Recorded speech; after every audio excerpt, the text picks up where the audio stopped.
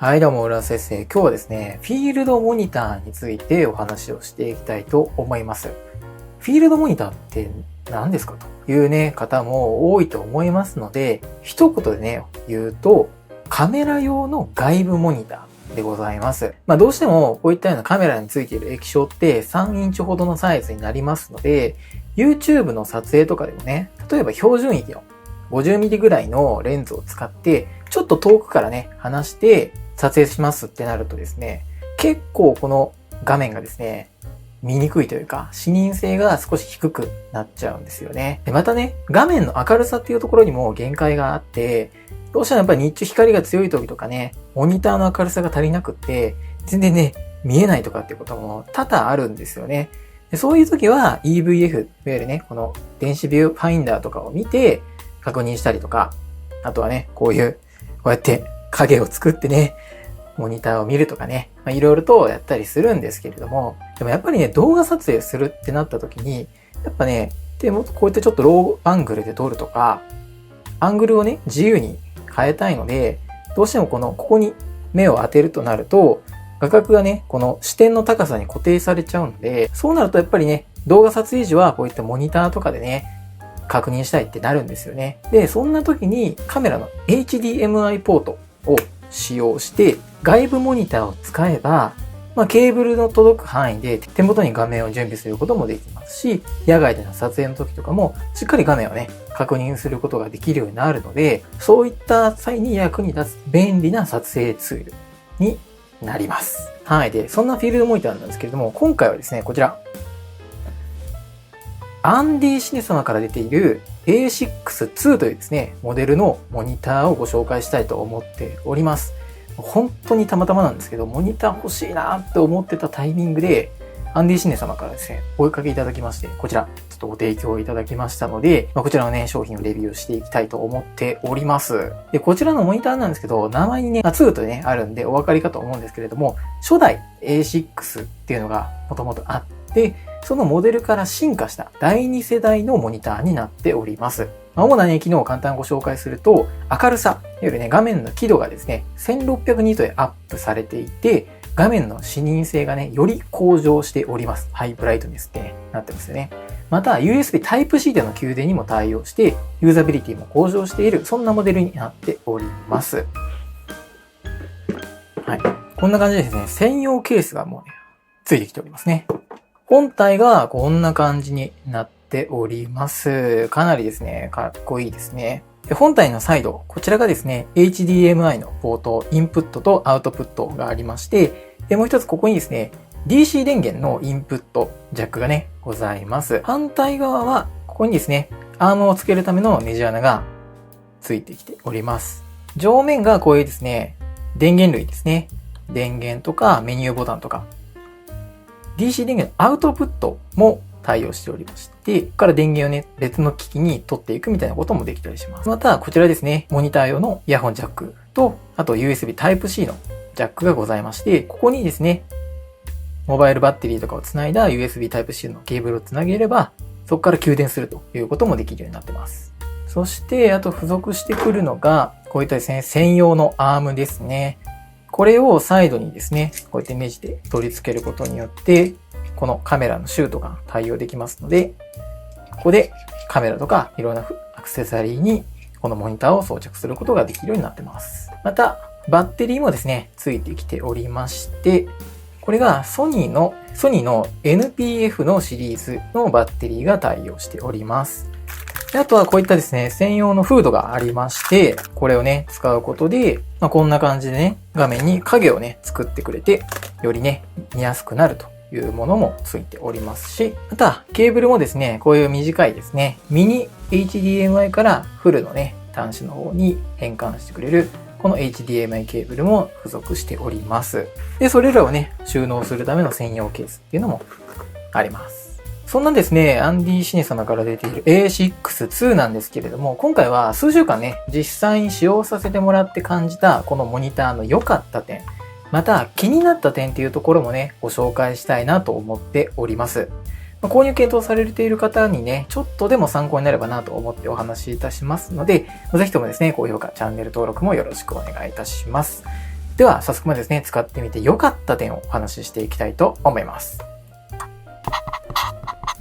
はい。ではまずですね、一つ目の良かった例なんですけれども、YouTube の撮影の時、しっかり確認できて、撮影の設定ミスっていうのが減りました。これはもうね、フィールドモニター全般の話になっちゃうんですけれども、やっぱりね、大きいモニターは見やすいです。このモデルは 5.5 インチのサイズになっておりまして、横幅約15センチぐらい、で、縦が約9センチぐらいと、大きすぎず、小さすぎず、ちょうど良いサイズ感になっておりまして、なのに入力はですね、4K の 60Hz に対応していて、で表示も 1080p の 30Hz に対応した高画質のモニターになっております。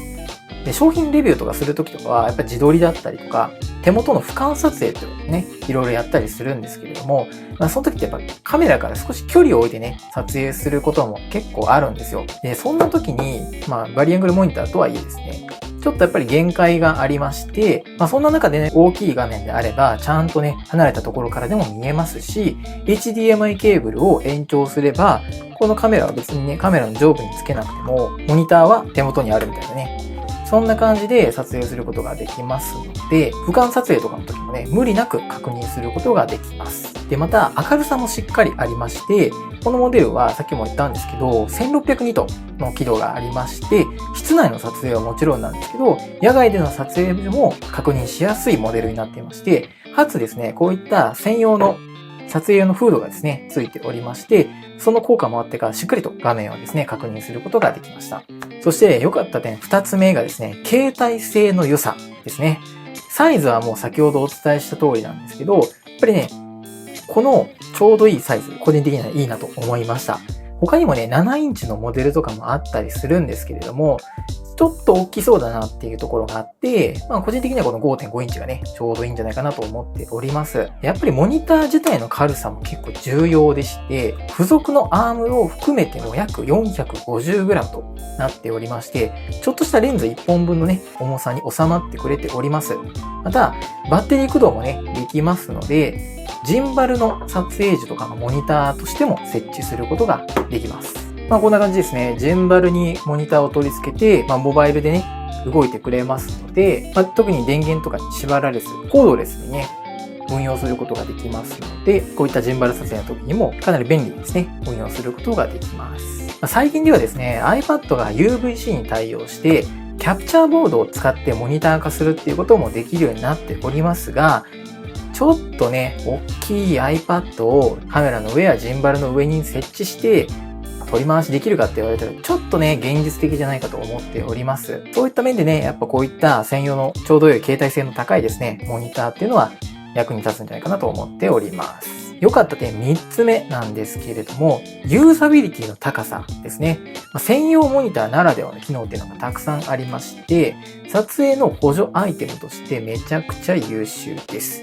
例えばなんですが、バッテリーはソニーの NP-F シリーズで稼働できますし、別途 Type-C での給電というのも可能で、モバイルバッテリーとかでも運用できちゃいます。画面はですね、なんとタッチパネルに対応していまして、ズームしての確認っていうのもこれでね、できます。あと、嬉しい機能としては、撮影領域のガイドですね。赤くなっている枠の部分です。撮影自体はね、16対9で撮影するんですけれども、演出として編集でね、レターボックスを追加する上の上下の黒い帯ですね、を追加することもあるんですが、その映す範囲をですね、あらかじめこのモニター上で確認しながら撮影できるというものになっております。これね、めちゃめちゃ便利ですね。で、また、ログ撮影時にあらかじめ自分のカスタムしたラットをですね、プレビューしながら、色味とかをね、確認しながら撮影できる機能、3D ラットっていう機能もあります。最近のシネマ系カメラには、カメラの内部でですね、そのカスタムラットをプレビューできる機能っていうのもついてる機種がね、出てきているんですが、使っているこの XS20 にはですね、その機能は未対応なので、このモニター側でね、その色味、カスタムラットを当てた状態で撮影できるっていうのはかなりね、嬉しい機能かなと思っております。で、やり方はね、簡単で、SSD とか SD カードにですね、ラットデータを保存して、USB のね、ポートに、ここにですね、接続します。で、そこからですね、メニューボタンからユーザーのですね、項目タブに行ってもらって、ラットっていうね、タブをタップしてもらいます。で、そこからラットの輸入って書いてあるところに確認ボタンがありますので、そこを押してもらうと、接続した USB Type-C、いわゆる SD カードとかに入っているラットをね、読み込んでくれます。で、お好みのね、ラットを選択して、それをオンにしていただくと、すると、ラットが適用された状態のプレビューができるようになります。その SD カードに、その直下にですね、ラットファイルを入れていただく必要がございます。一回フォルダとかをかましちゃうと読み込んでくれないので、その直下にラットファイル、キューブのね、ファイルっていうのを入れていただいて読み込ませるようにしてください。で、他にもですね、アシスト機能として、波形図やヒストグラム、あとピーキングやオーディオのメーターとかも表示してくれます。これがあることによって、やっぱ撮影時の効率だったりとか、クオリティが上がることは間違いないかなと思っております。はい。で、ここまでね、良かった点っていうところをお話ししたんですけれども、逆に気になる点っていうのはね、どんなところかっていうところをご紹介します。大きくね、2つほどありまして、まず1つ目がですね、タッチパネルであることがゆえに、その操作においてですね、指紋がちょっとね、残っちゃうんですよ。画面に。これが少しだけね、気になるかなと思います。吹けばね、解決する話ではあるんで、全然ね、デメリットでもないとは思うんですけど、操作しやすいね、反面、この指紋の汚れがついちゃうっていうところは少しだけね、気になりました。やっぱね、綺麗な画面でね、見たいので、画面汚れやすいっていうのはちょっとだけね、気になる部分かなと思いました。で、二つ目がですね、専用アームのこの角度の調整ですね。この仕組みがですね、ここの部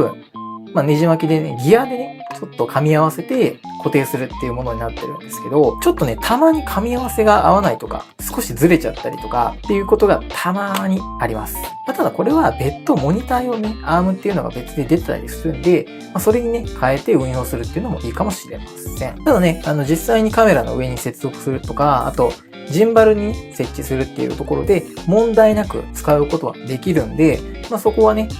ご自身のお好みに合わせていただければなと思います。はい。ということでいかがでしたでしょうか。今回はですね、アンディシネ様から新しく発売された A6-2 をですね、ご紹介させていただきました。普段の撮影ではフィールドモニターってね、なかなか必要にならないかとは思うんですけれども、自分みたいにね、YouTube での撮影をするとか、あとこういったね、ジンバルでの撮影をしますよと。そういった機会がある方にはかなりおすすめできるアイテムなんじゃないかなと思っておりますので、ぜひともですね、検討してみてください。何かね、気になる点や質問があればですね、ぜひコメント欄とかで教えていただければ嬉しいです。はい。ということで、今日のところはこの辺でまた次回の動画でお会いいたしましょう。バイバイ。